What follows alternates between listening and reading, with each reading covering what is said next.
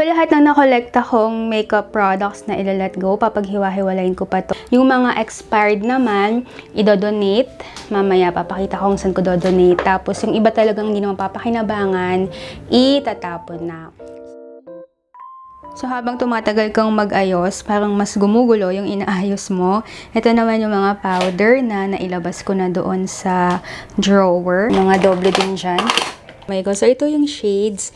Yung pinaka nasa left, 200, yung nasa gitna, 300, yung nasa kanan naman, 400. Pinaka ginagamit ko, 300. Baka wala muna akong i-let go kasi isa sa necessity ko talaga bilang oily prone skin, yung powder talaga. Pero yung mga, like yung mga doble, tulad nito, Maybelline parehas, 220, may isang unopened. So, ayan, let go ko na yan. At in fairness dito, sa cinnamon shade, okay siya kahit, kano ba to? Affordable lang to. Dahil konti lang yung mga nilet ko na powder, ito pa yung mga natira.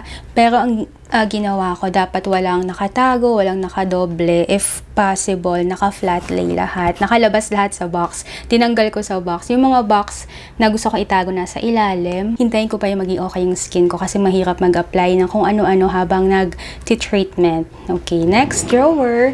Ito naman, overflowing din ang aking mga eyeshadow. Anong nilabas ko lahat? Kasi una, paano nagkasya sa maliit na drawer na yon lahat ng mga eyeshadow palettes na to?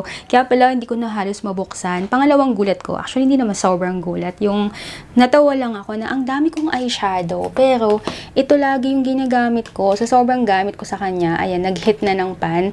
Diba yung mga pinakita kong products kanina, yung mga eyeshadow, ay mga blush, powder. Hindi ko na-achieve yung ganyan. Ito, na-achieve ko siya sa sobrang gamit. So, yung iba dito, actually halos lahat, mga unused, ganyan. Konti lang yung mga ginagamit ko talaga. Ito pa, yung Perfect Diary, ayan, ginagamit ko din, pero hindi pa na-hit yung pan. Another Perfect Diary, ito lang talaga. Nakuha ko to, 2019 eh. And then from then, ito na yung lagi kong ginagamit. Bakit ko siya laging ginagamit? Kasi, ang daling gamitin, like, 4 na colors lang, hindi ka mako-confuse. Alam ko kasi pag hindi ka masyadong into makeup, nakaka-overwhelm yung ganito na ang dami, hindi mo alam kung anong gagamitin mo. Tignan mo tong FS Filipiniana eyeshadow palette. Ang gaganda ng mga shades. So, ito merong black. Kung gusto mo ng smoky, meron namang parang neutral browns.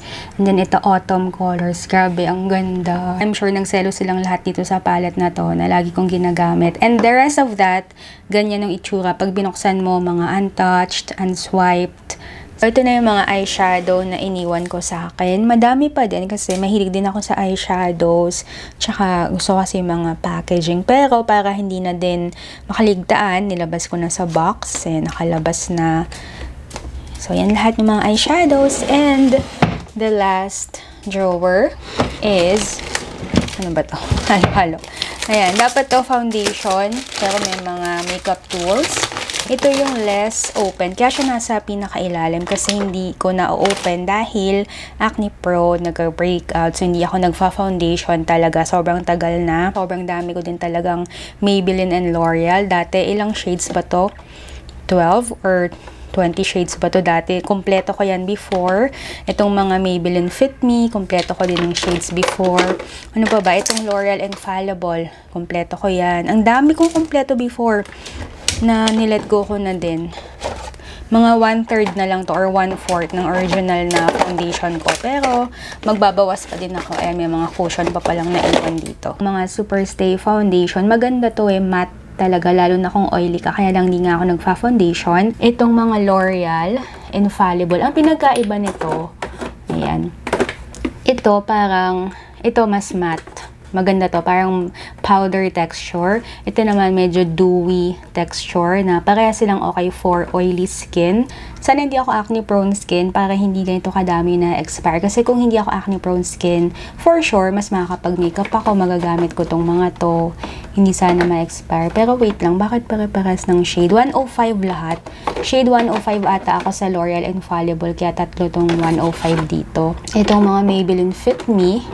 Ang dami dito mga hindi pa din nabuksan eh. Teka, oh ayan. Ang dami pang hindi nakabukas. Shade 125. Between 125 and 128 ako eh. Ito naman yung pinaka-favorite ko na foundation brand ever. Yung NYX na foundation na sobrang ganda. Sayang nga nag-pull out yung NYX sa Philippines. Pero ang ganda talaga niya. So for sure, pwede pa to. Belo tinted moisturizer. Itong mga Sis, okay, bago pa yan. And then itong Espoa foundation set, binili ko sa Jeju Island, okay pa yan. Itong The Face Shop, medyo bago-bago, pwede pa yan. Itong mga cushion, parang gusto ko i-collect na lang for collection. So, hindi ko na ila-let go. Ito, mga dumating lang din to recently. Pero hindi foundation, alisin natin. And Spotlight na recent. Ginagawa mo dyan sa box ko? Ginawa mong toy? So, ito yung mga foundation na nilabas ko sa drawer. Pero itong mga to, let go. Next, Total Control Foundation. Ang ganda talaga ito, lalo na kung oily ka, sensitive skin. Ang ganda niya. Nakaka-matte talaga, pero hindi yung matte na parang dead yung skin, yung parang dull. Ganun. Maganda siya. Alam mo yung hindi ka oily, pero glowy. Sayang nga lang wala na sa Philippines. So, baka pag mayroon akong kilalang uuwi galing sa US, baka magpabili na lang ako niyan. So, ito yung mga let go. Ito yung mga nakasil pa pala. Ito yung mga naiwang face products. Akala ko konti na lang, pero pag flinatly na ganito, mukhang madami pa din naman. Pero at least, kita na agad. So, wala na akong makakaligtaan. And then sa likod, yung mga boxes. So, natapos na natin declutter lahat ng mga layers, mga drawers. Ito naman yung hindi ko pa napakita. Ito yung empty kanina, yung mga lip products na mga set, ganyan na gusto kong i-keep kasi cute yung packaging. Ito yung signed ni Heart. And then yung iba, yan yung mga set. So, yan na lahat ng mga drawers. Natapos na nating ayusin.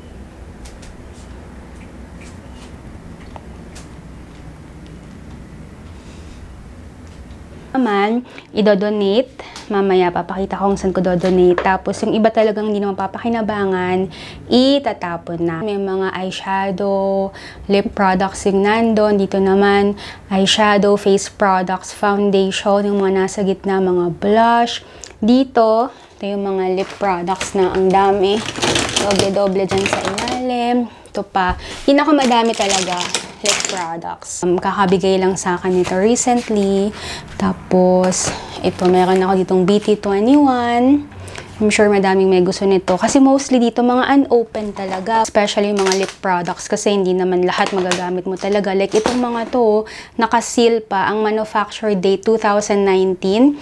So, hindi ako sure kung lip product pwede pa after a few years. Alam mo, nang hinayang talaga ako sa mga to. 300 pesos din to kada isa. So, ilang piraso to.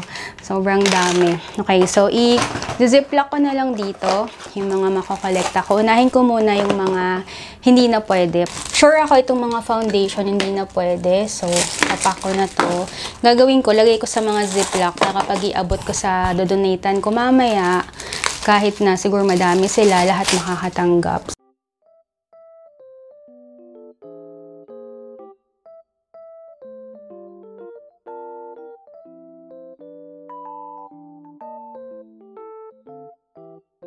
Yung ibang products, itatabi ko na lang sa akin pang artwork, tulad nitong color palette na pigmented. Ito pwedeng pang nail art, yung mga glitter. Ito namang mga pencil na lip liner, pwedeng gamitin pang drawing or painting. So, ito na yung mga napak ko na idodonate for today. Ang iniisip ko, sana may makita ko kahit dalawa para tigisang set. Dalawang set kasi itong pinak ko. So, parehas yan na mayroong foundation, blush, powder, mga lip products. Tapos, minake sure ko na fair naman yung makukuha nila. Tapos, yung highlight daw, tinanong ko yung friend ko na mortician, hindi daw nagagamit. Pero, ano na kasi to medyo matagal. So, isama ko na din dyan, baka magamit din nila.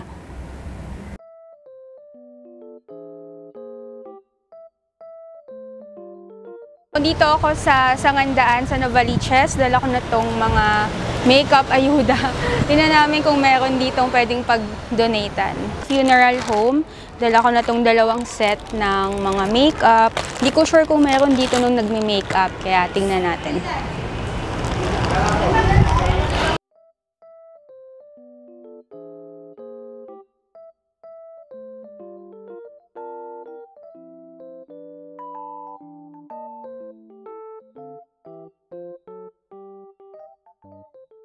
donation, declutter, and letting go. Ito sa area na to, yung mga boxes lang naman. So, itatapon na to kasi wala naman ng gamit. So, tapusin ko muna dito yung part 2 of makeup declutter. Abangan mo na lang yung next part for more giveaways and donation. Follow me on Instagram, Facebook at Real Asian Beauty, and don't forget to subscribe to this channel for more videos like this, mga declutter and giveaways. So, I'll see you next time. Bye, guys!